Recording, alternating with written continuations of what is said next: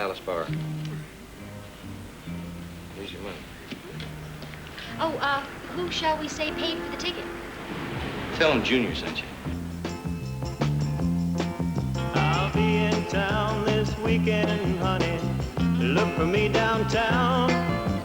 Anytime after the band starts playing, I'll be around. I'll park my two-horse trailer up at the rodeo ground, then I'll start roaring. I'm a rodeo man. I picked up 35 bucks in Reno. I couldn't get a decent ride, but I'll do all right in the frontier days unless all the good folks died. I was raised in the town of Prescott. I got the home folks on my side, gonna win top money. I'm a rodeo man.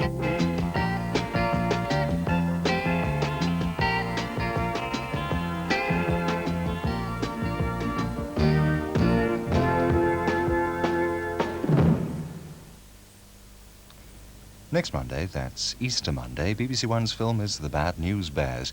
The Bears are a junior baseball team whose fortunes are going from bad to worse until their coach recruits a young lady pitcher with a dazzling assortment of skills. Walter Matthau is the coach, his protégé is played by Tatum O'Neill, and the film begins at 8:35. Newsnight is now on BBC2 with a look at today's political repercussions of the Falklands crisis and the alternative diplomatic options that might be pursued while the fleet is at sea. Tomorrow on BBC One, the play for today is Whistling Wally. A boy discovers that his father is about to die. Dad? Dad, you look... You're looking a lot better. Don't you care? Don't you want you to get better or something? Don't you dare say that. Don't you dare. Of course I care. More than you'll ever know. But that's not going to help him to get better. It's too late for that now. What are you talking about? He isn't going to get better. I know we haven't had out to say to each other for a long time. Yeah, well, we've never had out to say to each other, have we? Well, what I'm trying to say is... I'll get well soon, and I'll try to be a bit better soon. You know, friendlier and that. The play for today, Whistling Wally. Tomorrow at 9:25 on BBC One.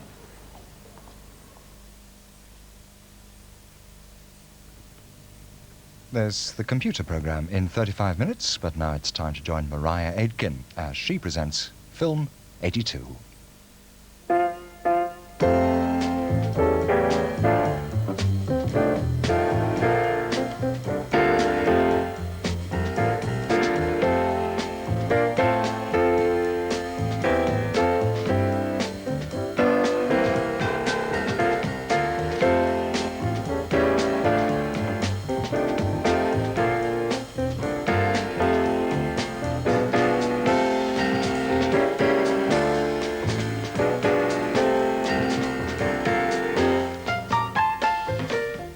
Good evening. I'm your attendant this week in the Blue Velvet Sleeping Car Express. No, I'm not. I'm announcing this week's competition called Guess Who's Presenting Now. No, I'm not. I'm reviewing Sharky's Machine, directed by and starring Burt Reynolds as an unorthodox cop trying to smash an international crime syndicate. Also with a crime theme, there's an award-winning French psychological thriller, The Inquisitor, with Lina Ventura, Michel Serrault and Romy Schneider. From Germany comes The Boat, which recreates life and death on the U-boats during World War II. And with a different treatment of the same subject, a war drama from the Children's Film Foundation, Friend or Foe, concerns two youngsters evacuated to Wales in 1940. We'll join Mary Tyler Moore in Hollywood on the set of her latest film, 6 Weeks, in which she co-stars with our own compact Dudley Moore. There'll be a preview of director Costa Gavras' controversial political drama, Missing, starring Jack Lemmon and Sissy Spacek. It's set in Chile at the time of the 1973 coup. And we'll round off with a look at The Challenge, a thriller set in modern Japan, mixing swordplay with the mysticism of ancient samurai legends. It might be said that the typical British thriller is a genteel melodrama of which Evil Under the Sun is a current example. The typical American thriller is about a cynical cop busted for the wrong reasons by a corrupt political system backed by a super mafia type Mr. Big. We've seen that plot repeatedly, variously represented by Steve McQueen, Frank Sinatra, and now Burt Reynolds. Here he is as that familiar maverick cop in pursuit of his quarry in Sharky's machine.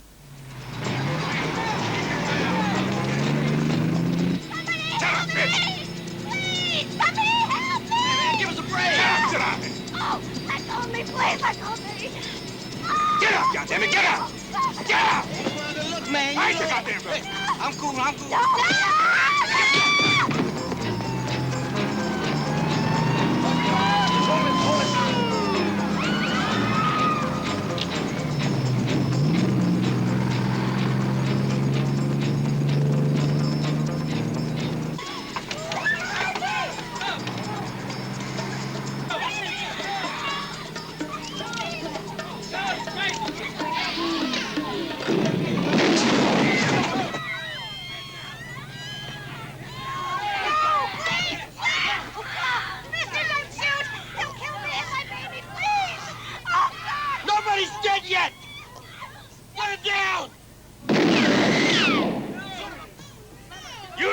When I got this pregnant bitch in front of me.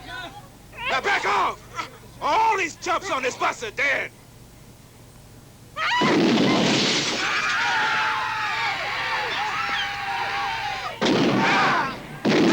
My God! I'm shot!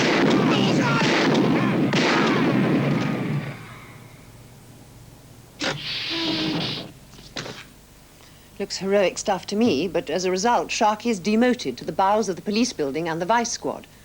It's a world of jaundiced policemen wearily arresting call girls and perverts while laughing up their sleeve at the idiocies of the law.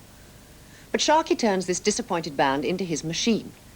The rest of the film is their slick, violent pursuit of the ace, Vittorio Gassman, who has taken over the seamy underworld of Atlanta and whose accent gets ever more fractured as his lines get worse. Drug pushers and prostitutes are presented quite sympathetically as the pawns victimized by the big villain. It's as if Atlanta's discontent was spurred solely by one man. But then this is a typical American thriller. Reynolds directs himself for the third time and selflessly creates a new star in Rachel Ward. The camera lingers on her with an enthusiasm that she repays. It's unusual for an English actress to blend into an American movie, but she curbs her accent so that all it leaves is a faint trace of the exotic and the erotic, which is appropriate since she's playing a notably accomplished call girl.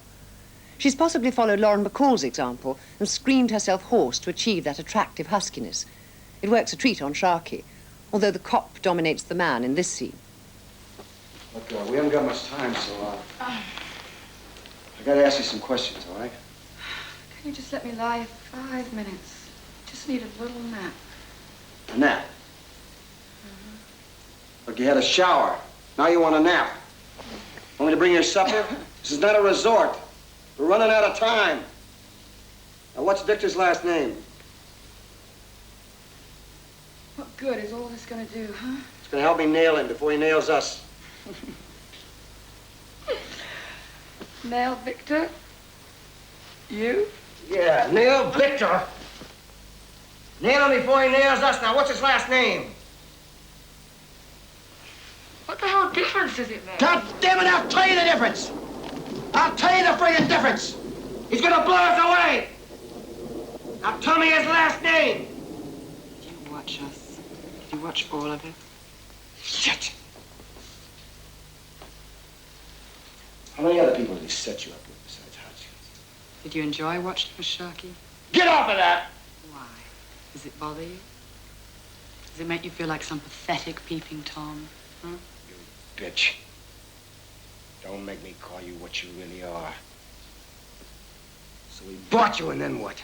He didn't buy me! Oh, what were you, a librarian? A nun? A school teacher? I'm a dancer, can't you see?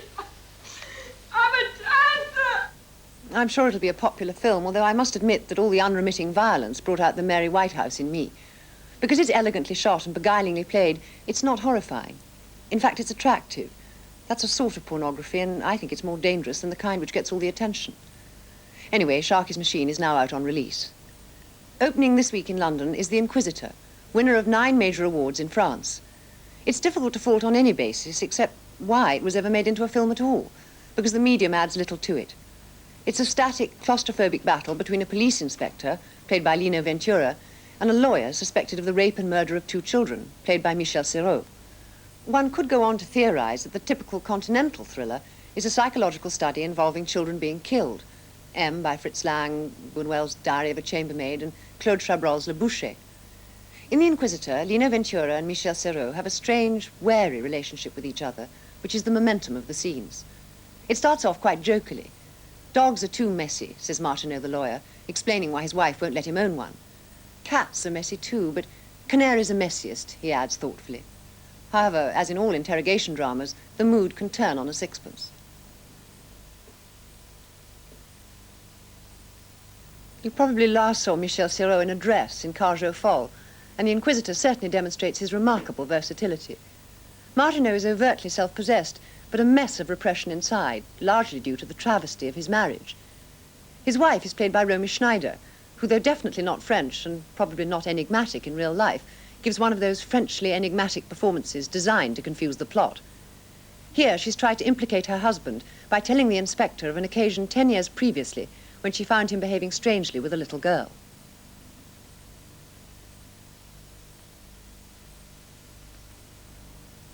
It's not a whodunit, though. It's a lot more subtle and surreal than that.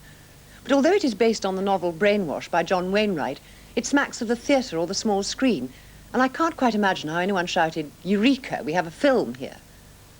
American actress Mary Tyler Moore made her name on television. Indeed, she's been one of the most successful comedy actresses on TV, firstly during the 1960s on the Dick Van Dyke Show, and later in her own Mary Tyler Moore Show, playing TV's first truly liberated woman. During the 1970s, she won just about every comedy award going. She finally quit of her own free will when she was at the top and changed direction completely. In 1979, Robert Redford, in an inspired piece of casting, asked her to play the mother in Ordinary People, the film about a suburban family in crisis. With it, she added dramatic success to all her other achievements. This success was repeated on Broadway when she played the demanding role of a bedridden paralytic in Whose Life Is It Anyway? Currently in Hollywood, she's making 6 Weeks, the story of the mother of a dying child who meets and becomes involved with Dudley Moore. Barbara Paskin asked Mary Tyler Moore why 2 comedy actors became involved in a film that basically isn't a comedy. It's happening more and more these days that there are very few straight comedies or straight dramas. There's a mixture of both in each, and I think that's true of us actors too. You know, that we can make the transition from one to the other and settle comfortably somewhere in the middle. Do you find that you've actually had, I think, 2 of your greatest successes have been with 2 dramas, Ordinary People and on stage, Whose Life Is It Anyway? Has that surprised you? Yeah. Yes, I'm smugly quite happy about those successes and surprised by them too. Because it means I can go on and try new things, that I won't be limited just to the comedic area, that I can do almost anything I want, save Shakespeare. Women are getting very involved now in the production side of films, and you have your own company, don't you? Why do you have your own production company?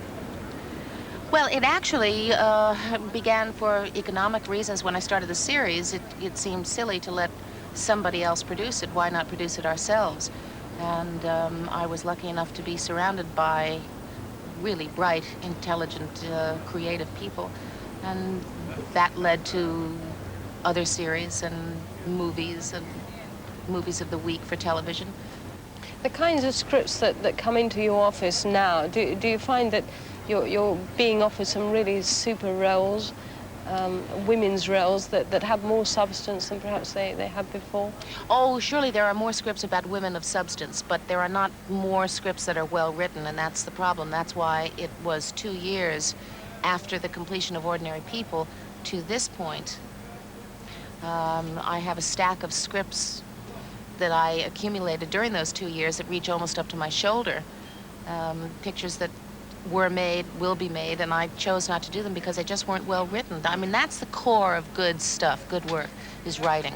You can fake your way through with a bad director. You can fake your way through with a almost good performance, but if the writing isn't there, impossible. Do you see yourself actually becoming a producer of films like, No. say, Jackie Bissett with Rich and Famous? No, it doesn't suit my personality.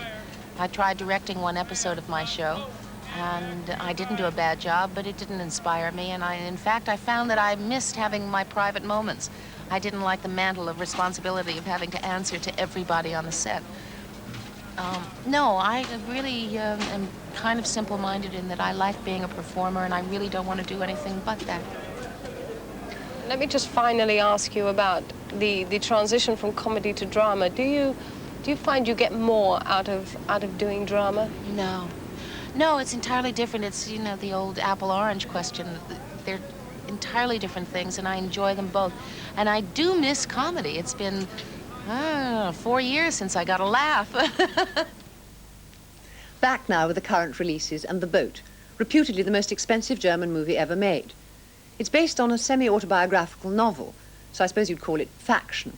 But it's more of a ripping World War II yarn, really, about a U-boat challenging the British Navy at every turn. The German accents are disconcerting. Since that's the way we parody baddies, I think it would be better dubbed unaccented. But nothing can detract from the claustrophobic detail of life on board. 1 loo for 50 men, mildewed meat, anything that grows we've got to be grateful for, and there's that charming thing known in the British Navy as hot bunking. 4 hours sleep, and then you roll out and someone else rolls in. Ugh. Submariners have to be an unusual breed to survive such conditions. A disciplined bunch of individuals. Yes, Lieutenant. Alarm! Stand by main vent! Stand by main vent! Left control plane back! Clutch out main engines! Starboard exhaust valve! Clutch in main motors! All hands forward! Diving position! All hands forward! Come on, move there! Come on, move it! Up! Come on, move! Move there! Faster! Move! Keep going! Get them over! I want to see the steam come out of your asses! In case you didn't know it, it's an alarm! You're not on a flight of crew service! Get into diving positions!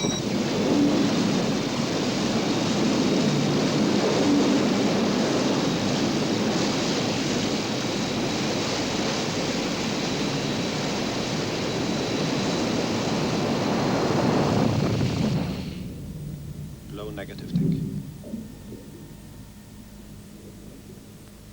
Stern planes ease to 10 degrees.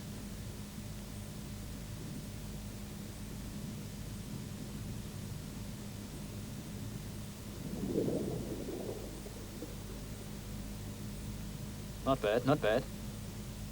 Practice makes perfect. Keeps you from getting rusty. Practice drill! But this isn't your average chauvinist war picture.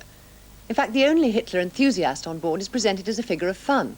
He's mistaken for the captain because he's over-correctly uniformed, while the captain looks like a Sherpa. And the men make jokes about the Nazi high command, periodically bursting into enthusiastic renditions of It's a Long, Long Way to Tipperary. Despite the boys' own thrills, The Boat puts its emphasis on the tragic waste of war.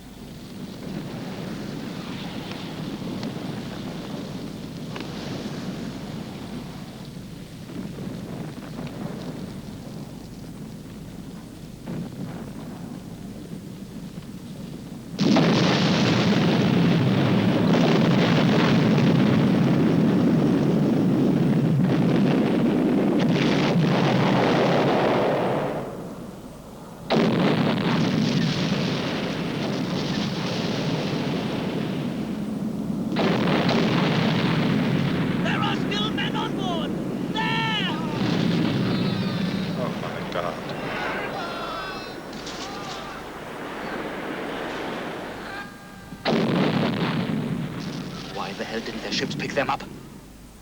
For the love of God! They've had 6 hours!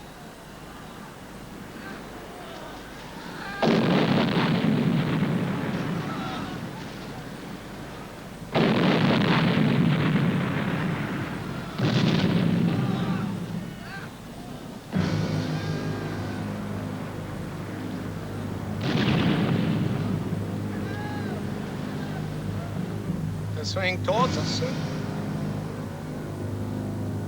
Both engines back 2/3. We can't take any prisoners. You know that.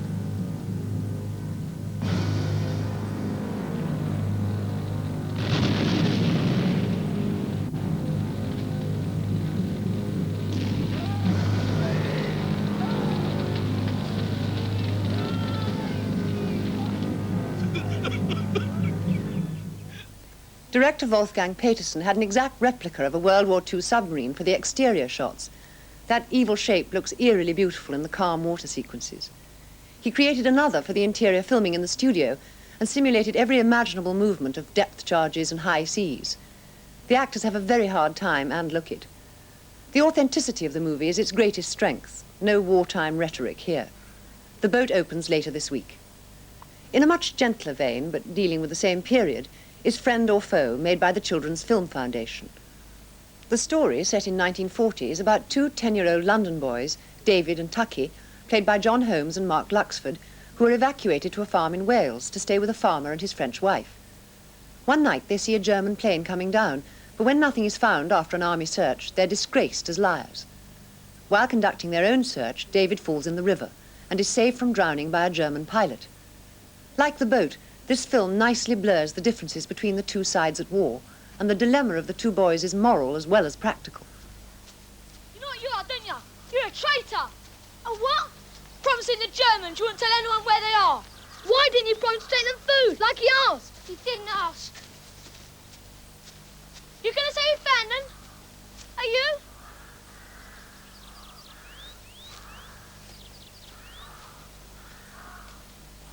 Yeah.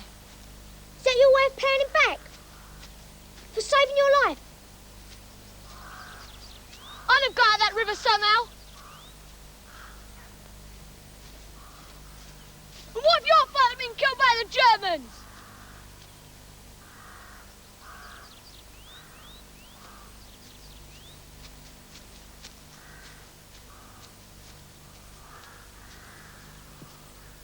And what about the food and blankets? Can I ask Anne for them?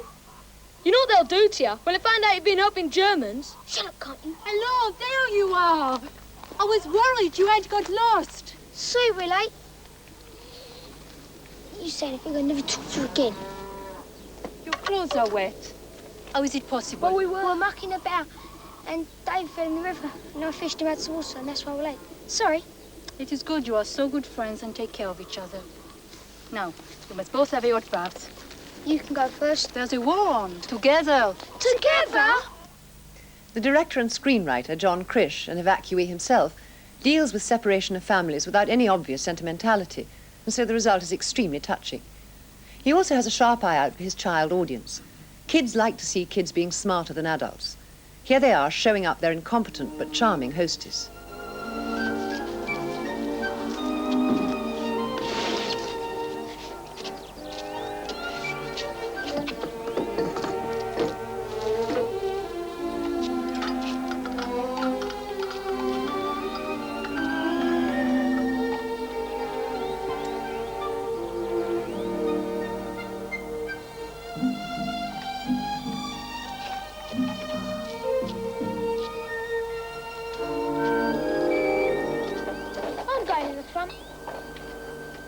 To you I give the Légion d'honneur. And to you, la Croix de Guerre.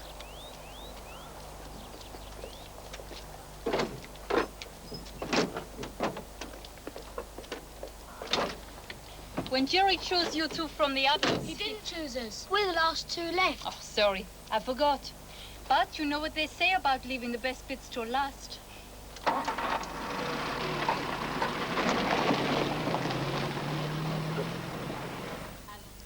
Funny to have a hero called Jerry in a German war film. The adults are fairly represented, ranging from appalling to smashing.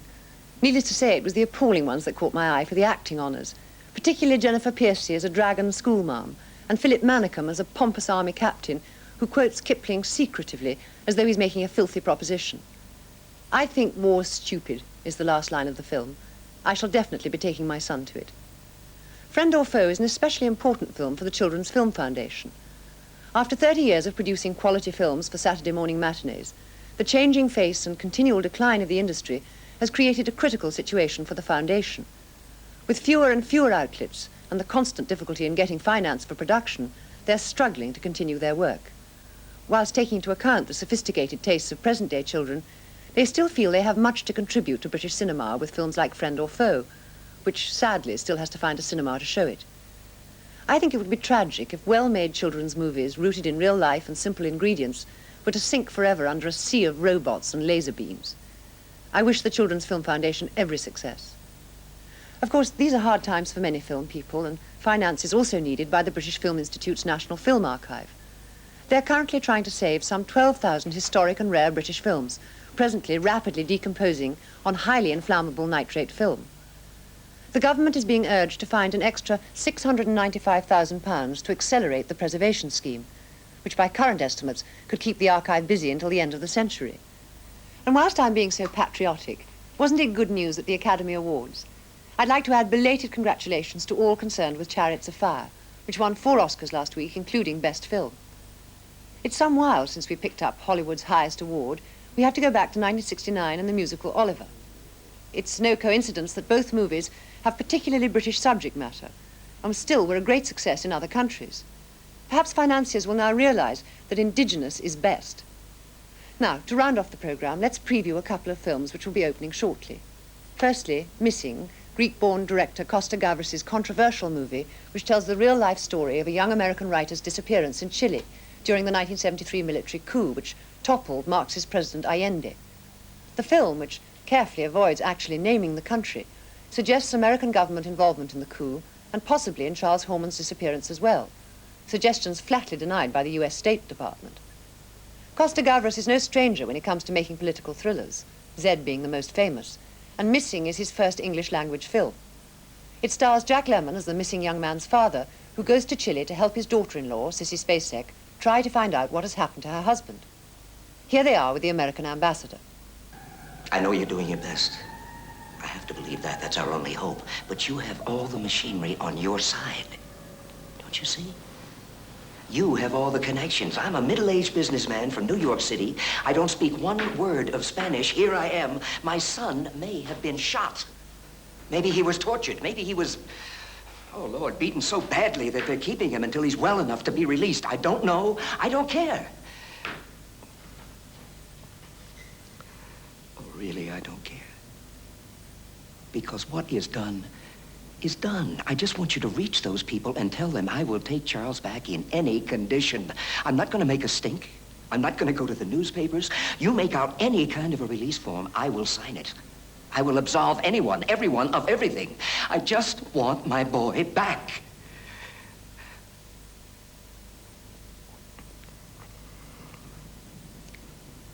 He's the only child I have.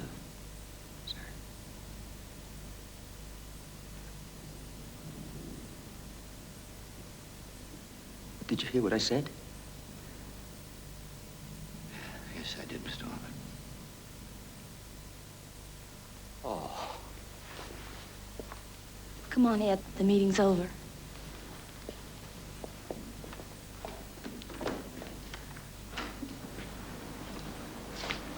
I made a fool out of myself. Ed, you were great.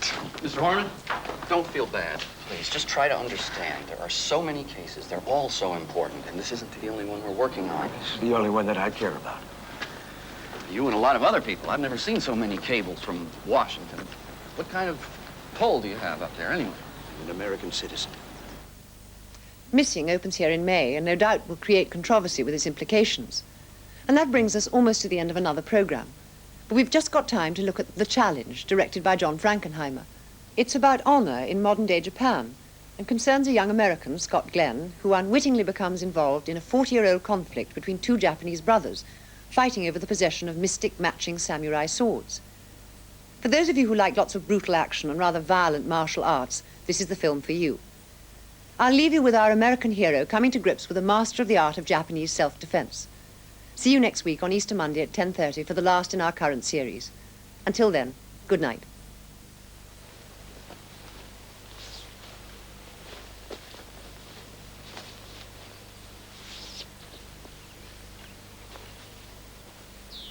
武器と体術のつながりを教えてやるんだ。